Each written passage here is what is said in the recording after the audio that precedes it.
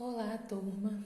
Estamos aqui para mais uma aula de geografia, no qual hoje nós estaremos estudando sobre as fases do sistema capitalista e as revoluções industriais. Mas antes de adentrarmos nesse conteúdo específico, nós vamos fazer uma retrospectiva dos sistemas políticos econômicos do mundo, que nós sabemos que hoje há o sistema capitalista e o sistema socialista. O capitalismo é um sistema que existe já há algum tempo, desde a Idade Média, surgiu na Europa entre os séculos 11 e 15. Esse sistema, ele transformou as relações econômicas e sociais existentes. Por quê? Porque ele sucede a um sistema denominado na época de feudalismo, em que os senhores feudais eram os donos das terras, né, e as pessoas trabalhavam por meio de subsistência. E o sistema capitalista, ele sobrepõe o feudalismo e ele vai se consolidar mesmo no século XVIII com a Revolução Industrial, né? Com a primeira Revolução Industrial. Mas em que se baseia esse sistema chamado de sistema capitalista? É um sistema em que ele se classifica por várias classes sociais, mas duas específicas, que é a classe burguesa e o proletariado.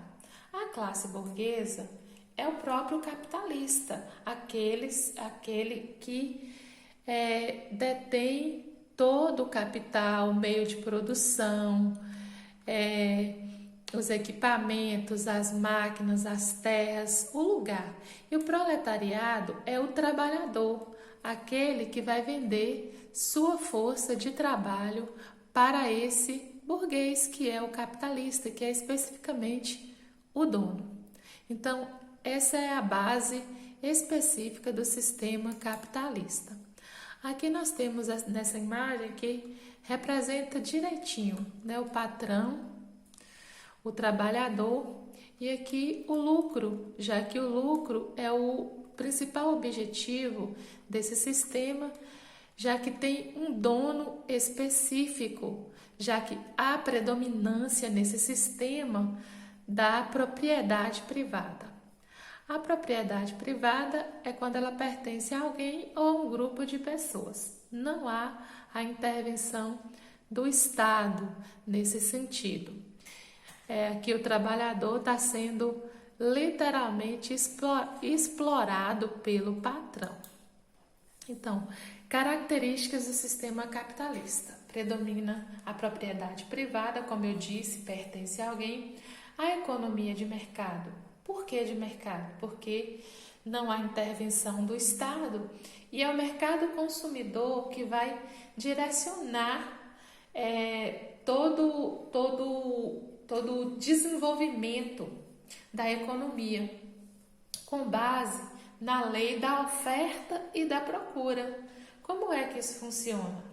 A lei da oferta e da procura é quanto se oferta um determinado produto, tem uma certa oferta do produto no mercado, e se tiver muita procura por aquele produto, aí pode aumentar o preço.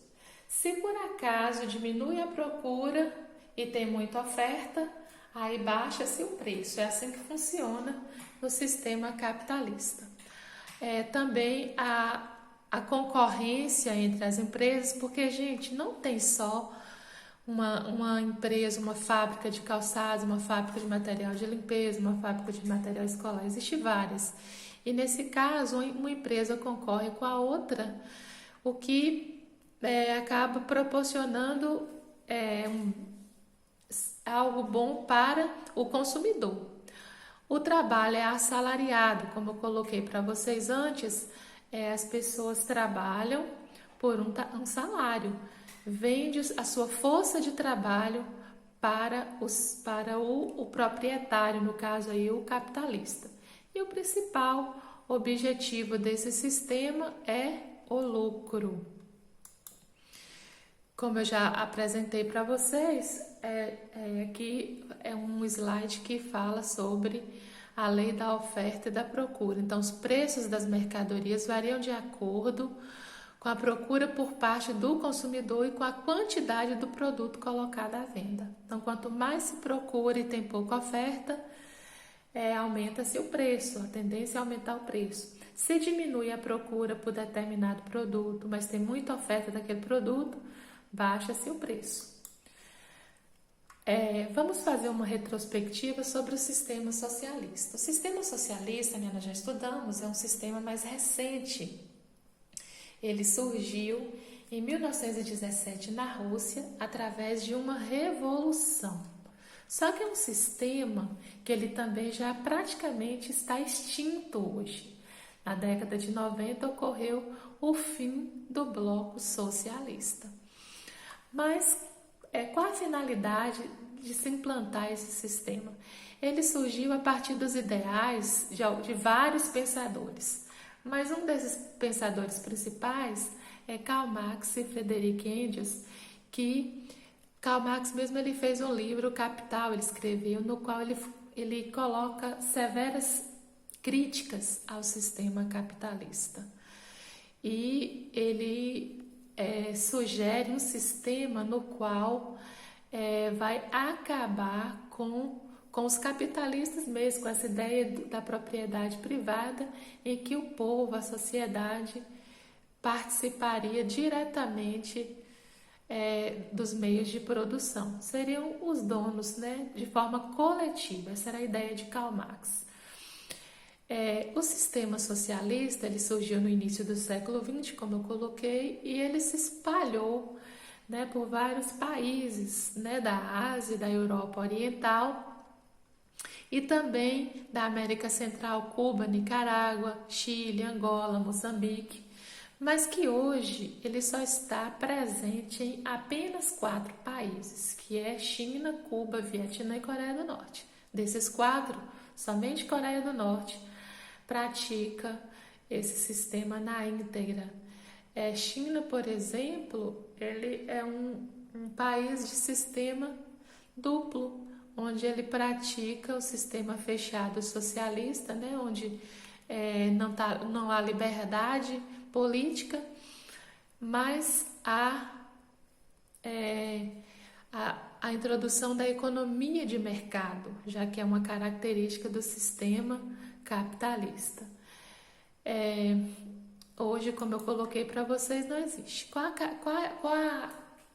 a definição? Quais as características do sistema socialista? Enquanto no sistema capitalista as propriedades são privadas, pertencem a alguém ou a um grupo de pessoas, no socialismo elas são estatais, pertencem ao Estado. No caso, é público, mas o governo, que é o líder, é que vai administrar. A economia no sistema socialista ela é planificada, que é oposta ao sistema capitalista, que é de mercado. Aqui não é o mercado consumidor que vai determinar, mas o Estado, o governo é que vai elaborar planos econômicos, no qual ele vai traçar uma planilha e planejar toda a economia do que ele vai ser produzido, preço que vai ser colocado, matéria-prima que vai ser utilizada. Também prega o pleno emprego. Como as propriedades são estatais e o governo, de certa forma, o sistema em si prevê uma melhor qualidade para a sociedade, então o governo já faz um planejamento para que gere empregos para as pessoas. E uma relação social na qual não haveria classes sociais, mas não funciona bem assim. É menor as desigualdades sociais no sistema socialista do que no capitalista, que há uma grande variedade de classes sociais. Aqui eu trago para vocês, para facilitar a compreensão sobre a diferença de capitalismo e socialismo. Então, capitalismo, ele prevê a liberdade econômica, a livre concorrência. No caso aqui, não há intervenção do governo na economia. Já no socialismo, não há liberdade econômica, há intervenção do governo. O governo é que administra tudo. Os salários são definidos pelo mercado. Lembra da lei da oferta e da procura? Já no socialismo, é o governo que determina os salários a serem pagos. Os preços dos produtos também. No sistema socialista, é o governo também que determina os preços das coisas. No capitalismo, investimentos nos setores da economia feitos pelo Estado e também pela iniciativa privada. Há tanto propriedades privadas quanto estatais no sistema capitalista, só que predomina a privada. Já no socialismo, são todas estatais, não há propriedades privadas.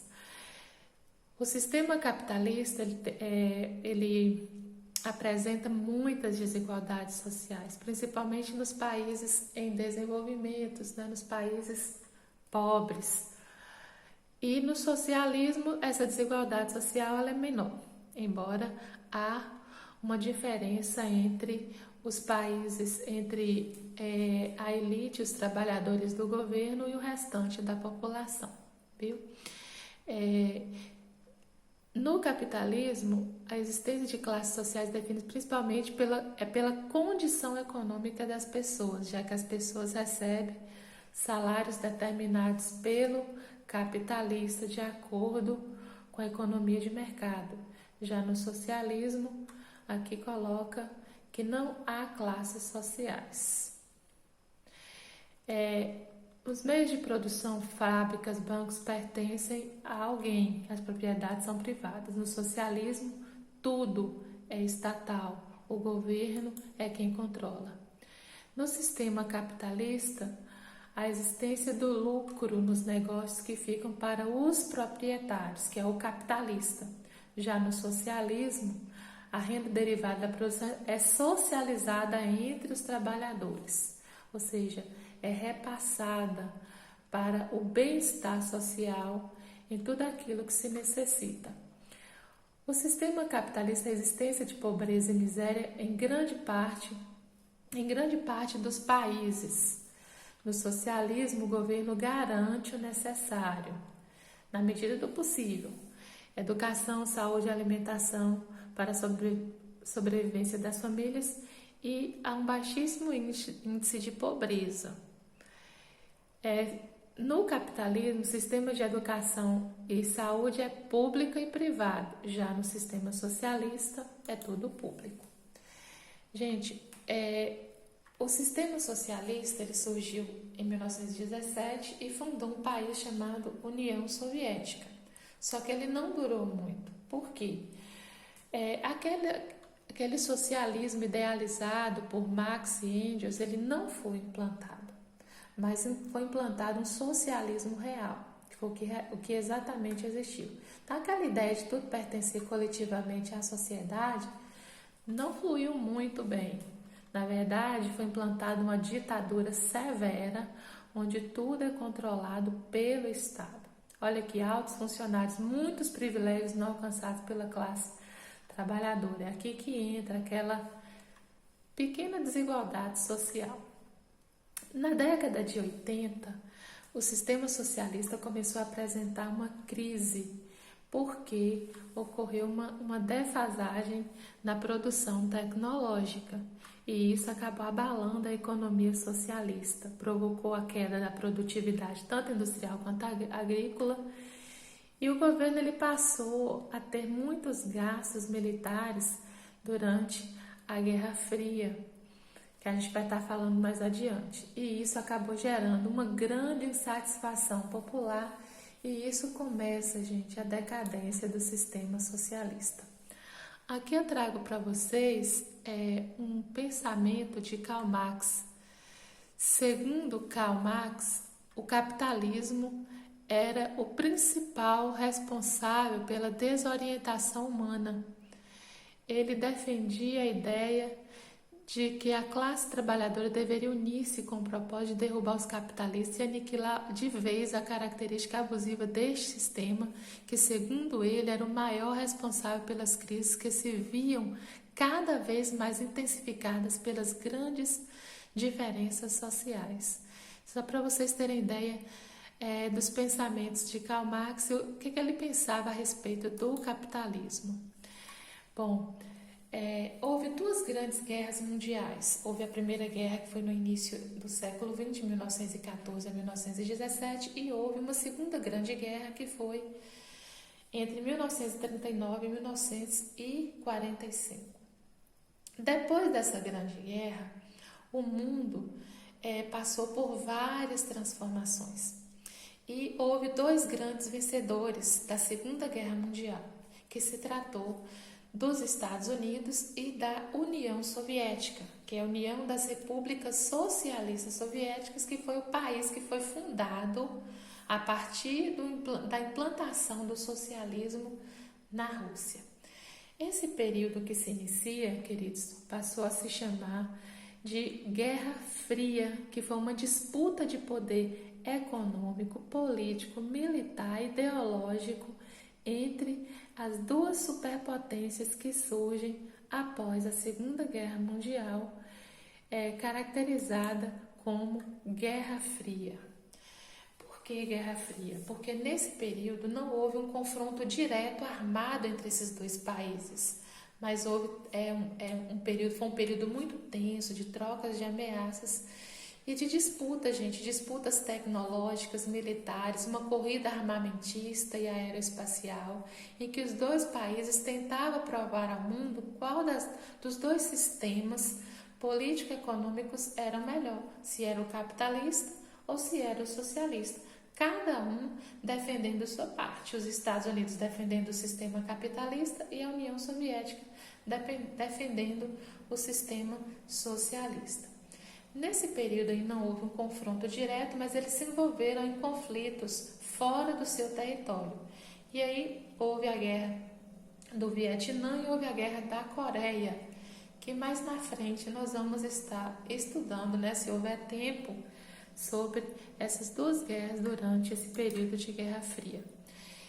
O mundo ele ficou bipolar, gente. Uma nova ordem mundial surge nesse período. Por que bipolar? Dois polos de poder, o polo capitalista liderado pelos Estados Unidos e o polo socialista liderado pela União Soviética. Então, como vocês podem ver nessa imagem, os dois países estavam se armando, se preparando se caso houvesse a guerra entre eles. Mas, na verdade, era mais uma disputa de poderes mesmo entre esses dois países, entre essas duas superpotências. Então, aí nessa imagem a gente vê essa disputa de poder entre os Estados Unidos e a União Soviética. Era bastante acirrada, gente. Após a Segunda Guerra Mundial, nessa ordem mundial bipolar, houve os vencedores que se tornou os líderes mundiais, mas houve também o grande país perdedor, que foi a Alemanha, gente. A Alemanha ela foi repartida entre os 4 países vencedores, que não se tratou só da União Soviética e dos Estados Unidos.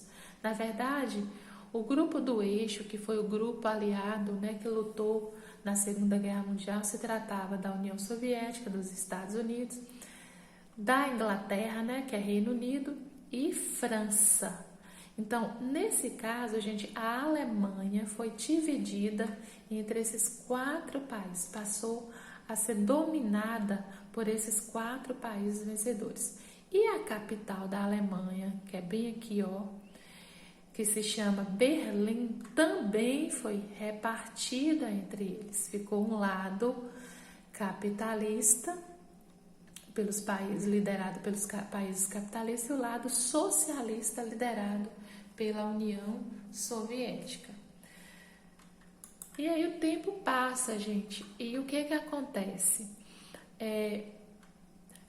A parte de Berlim, que ela ficou basicamente na parte oriental, repare que Berlim ficou totalmente dentro da área socialista.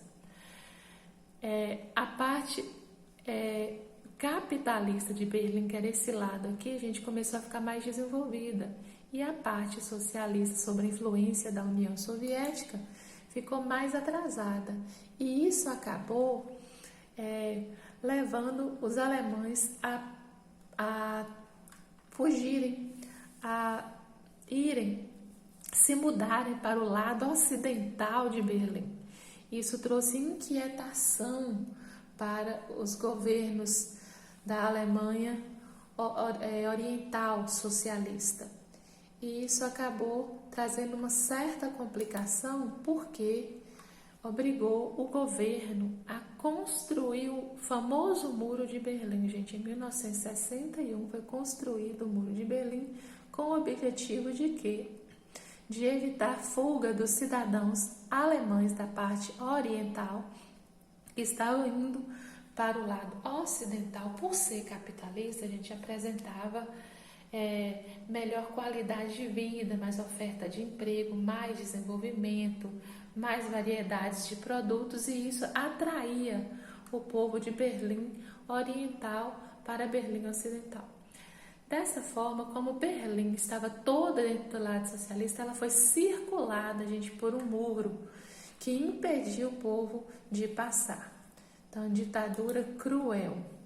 Bom, quando a gente fala de mundo bipolar, o mundo ficou assim, um mundo capitalista, um mundo socialista. Toda essa área vermelha nos continentes era a parte capitalista do mundo, sob a influência dos Estados Unidos. E a parte verde era a parte socialista, sob a influência da União Soviética. Mas isso aconteceu aqui, foi o período, gente, que o socialismo mais ganhou espaço no mundo. Foi durante essa disputa aí da Guerra Fria, nesse mundo considerado bipolar. Outra coisa também que era para eu ter falado para vocês o ano passado é que durante a Guerra Fria, o mundo ele ficou dividido em 3 mundos de acordo com o desenvolvimento e também com essa classificação de sistemas político-econômicos. Então, ele ficou classificado em primeiro mundo, segundo mundo e terceiro mundo. Então, 3 mundos era dividido. A parte amarela, gente, eram os países ricos de economia capitalista. A parte laranja, essa parte alaranjada aqui, corresponde aos países de economia socialista. Então, é o segundo mundo. Já o terceiro mundo é toda essa área verde, os países que estão de verde, que representa o terceiro mundo, que são os países capitalistas pobres, subdesenvolvidos. Então, durante a Guerra Fria, o mundo era dividido nesses 3 mundos. Isso até o fim da Guerra Fria, 1989, que foi quando ocorreu a queda do Muro de Berlim. Então, aqui está a classificação desses mundos, né? Primeiro mundo, segundo mundo, terceiro mundo. E os países que constituem, que eu já disse para vocês. Países capitalistas desenvolvidos, países socialistas, tanto os ricos quanto os pobres, e o terceiro mundo, pelos países de economia capitalista subdesenvolvidos. Só que com a desintegração do bloco socialista, com o fim da Guerra Fria, essa divisão do mundo em 3 mundos perdeu sentido e não está mais assim. O mundo hoje, gente, está dividido dessa forma. Tá vendo essa linha aqui? Não é a linha do Equador, mas é uma linha que foi criada para dividir o mundo rico, toda essa área roxa, né, toda essa área lilás. São os países ricos e desenvolvidos do mundo, e essa parte aqui abaixo, que está de laranja, seria a parte pobre do mundo. O mundo subdesenvolvido. Então, essa parte acima da linha se chama o norte desenvolvido e essa parte abaixo da linha que está de laranja seria o sul subdesenvolvido.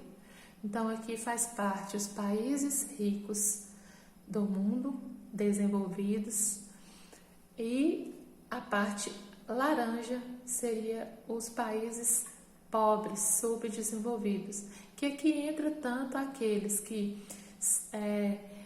não industrializados, totalmente agrícola, como aqueles que estão em desenvolvimento industrial, que a geografia, os geógrafos, os estudiosos classificam, gente, esse grupo de países que são pobres, que está no sul subdesenvolvido, mas em desenvolvimento industrial de países emergentes, viu? Aqui eu posso destacar para vocês México, Brasil, Argentina, próprio Chile está nessa onda. Então, uma grande quantidade de países, África do Sul, China, Índia, Arábia Saudita, os tigres asiáticos, lembra que nós estudamos os tigres asiáticos? Também entra nesse grupo de países emergentes. Agora, tem um grupo de países chamado BRICS, que são as iniciais de B de Brasil, R de Rússia, viu? Apesar de Rússia estar aqui no norte desenvolvido, gente, Rússia é considerado um emergente. Aliás, todos os países ex-socialistas, viu? Eles estão nessa categoria de economia em transição, então não estão totalmente desenvolvidos.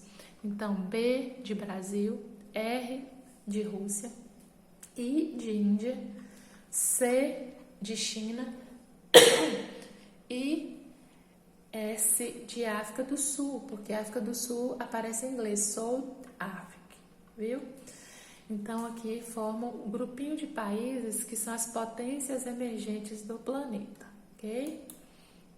Bom, com o passar do tempo, houve uma crise econômica no sistema socialista na União Soviética e isso acabou proporcionando a queda do Muro de Berlim e abriu caminho para a implantação do sistema capitalista em vários países que antes tinham adotado o sistema socialista, gente. E o que levou à queda do Muro de Berlim? Olha essa imagem, gente.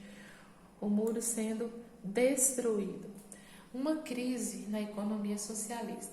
O que o governo fez? Ele investiu durante décadas na corrida armamentista, na produção de aeronaves para a conquista do espaço, para provar qual sistema político e econômico era melhor, e acabou gastando muito e não investiu no que deveria.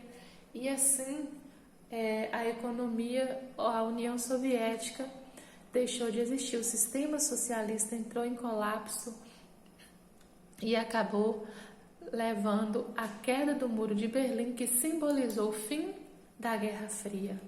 Então, em 1989 o muro caiu e as Alemanhas que estavam divididas, elas foram reunificadas.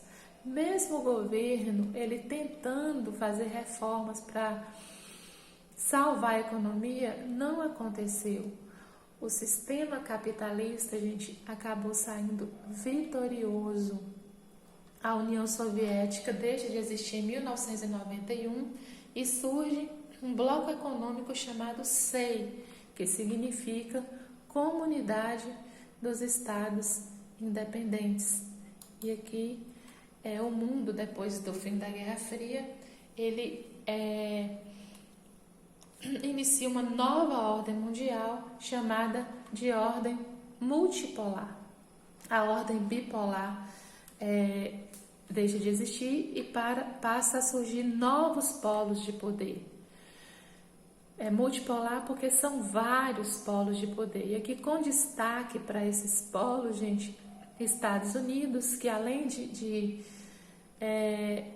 potência militar, também é econômica, mas aí a gente destaca a União Europeia, que é o grupo de países principalmente da Europa Ocidental, e nós destacamos o Reino Unido, a Alemanha e França, né, desse grupo da União Europeia, o Japão e tem China, gente, que tem se destacado, né, economicamente como o segundo maior PIB do mundo, que entra nesse poder de influência aí dessa nova ordem mundial. Então, os Estados Unidos dominam essa área, a Europa essa área e o Japão essa área aqui, ok? Então tá aqui, ó, o poder de influência aqui do Japão, dos Estados Unidos, aqui da Europa, aqui do Japão e da China também, não deixa de ser. Aqui aparece o destaque aqui da CEI, que é o bloco econômico que ficou no lugar da União Soviética, e uma área aqui chamada Oriente Médio, que nós já estudamos, que são áreas que podem se destacar, né, futuramente nesse aspecto e exercer sua área de influência no mundo, ok? Eu vou interromper esse vídeo por aqui e vou iniciar um outro agora sobre o sistema capitalista e as fases do sistema capitalista e as revoluções industriais, ok? Até o próximo vídeo.